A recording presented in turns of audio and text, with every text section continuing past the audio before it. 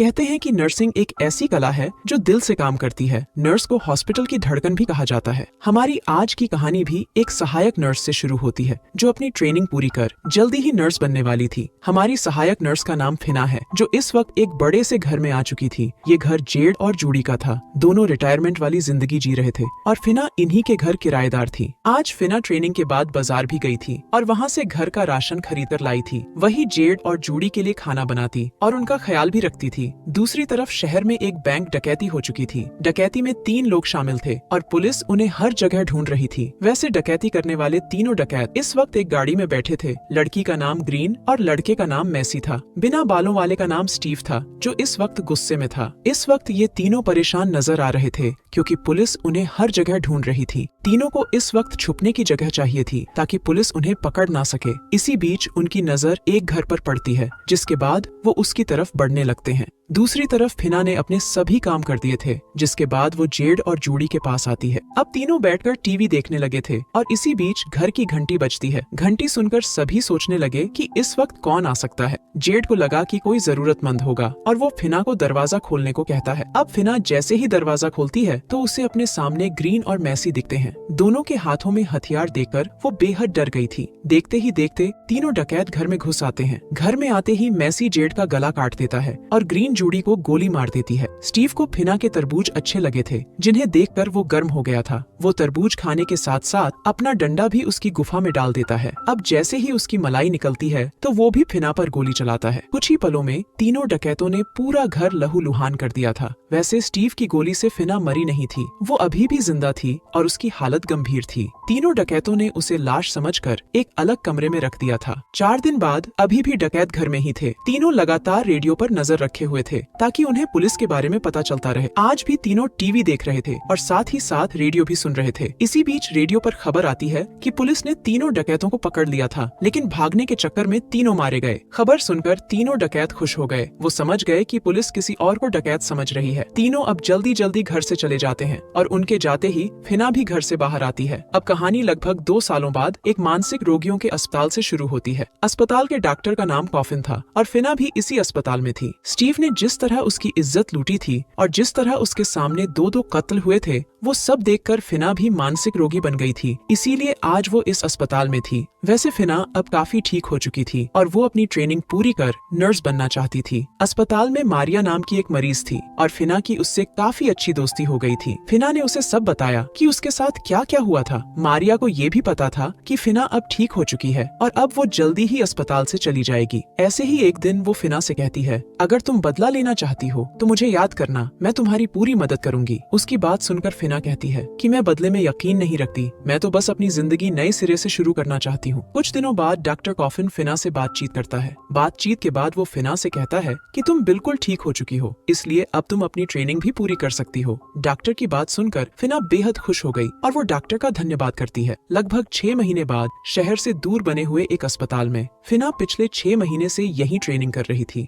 Head nurse का नाम ईवा था और वो छोटी छोटी बातों पर भी फिना को डांटती थी। इसी अस्पताल में मेघन नाम की एक नर्स भी काम करती थी। फिना और मेघन के बीच अच्छी दोस्ती थी। ईवा की डांट सुनकर फिना जब भी उदास होती तो मेघन ही उसे हौसला देती। ऐसे ही एक दिन फिना कुछ काम निपटाने पास वाले कस्बे में जाती है। वो जब वापस लौट रही थी तो सड़क किनारे उसे ग्रीन और मैसी दिखते हैं। उसे स्टीव भी नजर आ गया था, जो गाड़ी में बैठा कहीं देख रहा था। तीनों को देखकर फिना को सब याद आने लगा था कि उन्होंने उसके साथ क्या क्या किया था। हालांकि उन तीनों की नजर फिना पर नहीं पड़ी थी क्योंकि वो तीनों तो आपस में ही व्यस्त थे। तीनों को देखकर फिना बेहद डर गई थी और वो जल्दी जल्दी वहाँ से भागती है। थोड़ी देर बाद फिना अपने अस्पताल में थी। वो डॉक्टर कॉफिन को फोन कर पूछती है कि क्या मैं मारिया से मिल सकती हूँ। कॉफिन कहता है कि तुम जब चाहो उसे मिल सकती हो। उसकी बात सुनकर फिना ने फोन काट दिया और दोनों अपने अपने काम में लग गए। अगले दिन फिना उसी मानसिक रोगियों के अस्पताल में पहुँच गई। यहाँ उसका इलाज हुआ था। वो यहाँ मारिया से मिलने आई थी, जो बदला लेने में उसकी मदद करना चाहती थी।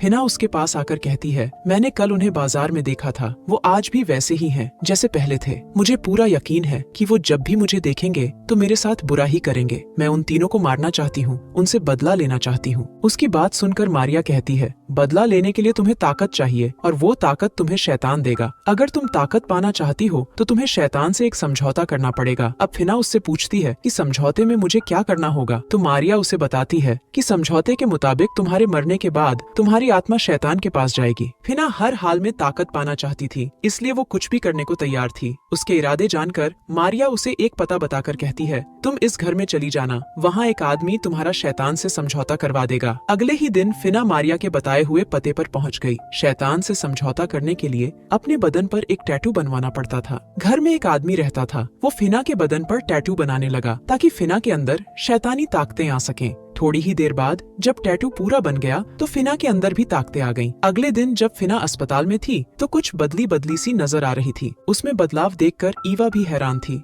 वो उसे काफी बुरा भला भी कहती है, लेकिन फिना पर कोई असर नहीं होता। ईवा को सुनने के बाद फिना अपना काम करने लग गई। इसी बीच उसे पता चलता है कि अस्पताल में नया मरीज आया है। फिना जब नए मरीज को देखती है तो वो बहुत खुश होती है। ये नया मरीज वही था जिसने कभी फिना की इज्जत लूटी थी। स्टीव को गोली लगी थी और इस वक्त वो बेहोश था। स्टीव को यहाँ ग्रीन और मैसी लेकर आए थे। वो ईवा को बताते हैं कि स्टीव अपनी गन साफ कर रहा था, पर गलती से उससे गोली चल गई। ईवा उनकी बात मान जाती है। उसे लगा कि गोली गलती से चली है, जिस कारण वो पुलिस को फोन नहीं करती। कुछ देर बाद ग्रीन वॉशरूम में थी। वो जब बाहर आती है तो उसके पीछे ही फिना भी आ जाती है। फिना के हाथ में बेहोशी वाली दवा थी और वो जल्दी जल्दी दवा की मदद से ग्रीन को बेहोश कर देती है। उधर मैसी ग्रीन का इंतजार कर रहा था। वो जब काफी देर तक वापस नहीं आती तो मैसी उसे देखने वॉशरूम में आता है। वॉशरूम के बाहर एक कमरा था और वहाँ उसे बेहोश ग्रीन दिखती है। ग्रीन को देखने के लिए वो भी कमरे में आ गया। ग्रीन के हाथ बंधे हुए थे, जिसे देखकर वो हैरान हो गया। इसी बीच फिना उसके पीछे आकर उसे भी बेहोश कर देती है। थोड़ी देर बाद मेघन के घर जाने का समय हो गया और वो ईवा को बताकर चली जाती है। ईवा इस वक्त रेडियो सुन रही थी। इसी बीच रेडियो पर खबर आती है कि कल बैंक में डकैती हुई है। इस डकैती में 3 लोग शामिल थे और एक को पुलिस की गोली भी लगी थी। आगे ये भी बताया जाता है कि पुलिस अभी भी उन्हें ढूंढ रही है। रेडियो की खबर सुनकर ईवा हैरान हो गई। उसे अब स्टीव पर शक होने लगा था। वो जल्दी जल्दी स्टीव के पास जाती है, जिसे अब होश आ चुका था। वो स्टीव से पूछती है कि तुम्हें गोली कैसे लगी। स्टीव उसे बताता है कि मैं शिकार करने गया था और गलती से खुद को ही जख्मी कर लिया। स्टीव की बात सुनकर ईवा हैरान हो गई, क्योंकि मैसी के मुताबिक स्टीव अपनी गन साफ करते करते जख्मी हुआ था। दोनों का बयान अलग अलग था। दरअसल स्टीव और उसके साथियों ने इस बार भी बैंक लूटी थी। स्टीव इस बार पुलिस की गोली से जख्मी हुआ था। अब ईवा जल्दी जल्दी पुलिस को फोन करना चाहती थी, लेकिन फिना उसके पास आकर उसे रोकने की कोशिश करती है। फिना के हाथ में छोटा सा हथियार था। उसके रोकने पर भी जब ईवा नहीं रुकती तो वो उसे जान से ही मार देती है। ईवा को मारने के बाद फिना सीधा ग्रीन के पास जाती है। वो उसे भी बेरहमी से मारना चाहती थी। वो उसकी गुफा में कई हथियार डाल देती है, उसके तरबूज भी काट देती है, जिसके बाद ग्रीन मर जाती है। थोड़ी देर बाद मैसी को भी होश आ गया। उसने सामने खड़ी फिना को पहचान लिया था। फिना पहले उसका डंडा काटती है और फिर उसका गला। मैसी के बाद वो सीधा स्टीव के पास पहुँच गई। वो स्टीव का भी डंडा काटकर उसे भी मार देती है। अगले दिन सुबह जब मेघन अस्पताल में आती है तो उसे हर तरफ खून ही खून नजर आता है। पूरे अस्पताल को खून से रंगा देखकर मेघन बहुत डर गई थी। कहानी के आखिर में फिना ने शहर छोड़ दिया था। वो अब नए शहर की तरफ बढ़ रही थी ताकि औरतों पर जुल्म करने वालों को सजा दे सके।